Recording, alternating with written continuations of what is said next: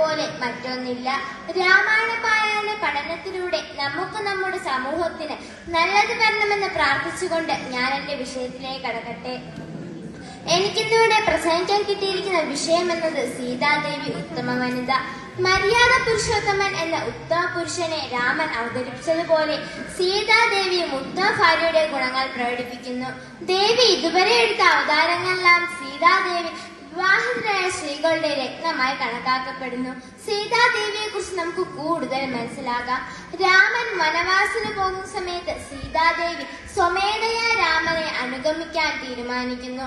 വനവാസം എന്നുള്ളത് രാമന്റേത് മാത്രമായിരുന്നു. എന്നാൽ ഒരു ഉത്തമയായ ഭാര്യയായതിനാൽ സീതാദേവി തന്റെ ആഡംബരവും ഉപേക്ഷിച്ച് തന്റെ ഭർത്താവിനും അനുജനുമോടൊപ്പം 14 വർഷം കാട്ടിൽ കഴിഞ്ഞു. ഒരു ഭാര്യയ്ക്ക് ഭർത്താവിനോടുള്ള അടുപ്പവും സ്നേഹവും ബഹുമാനവും നമ്മൾ ഇതിലൂടെ മനസ്സിലാക്കിയിരിക്കുന്നു. ഒരു ഭാര്യ ഭർത്താവിന്റെ വിഷമങ്ങൾ പങ്കുവയ്ക്കുകയും അദ്ദേഹത്തിന്റെ ആഘോഷങ്ങളിൽ സന്തോഷിക്കുകയും ചെയ്തു. രാക്ഷസ രാജാവായിരുന്ന രാവണന്റെ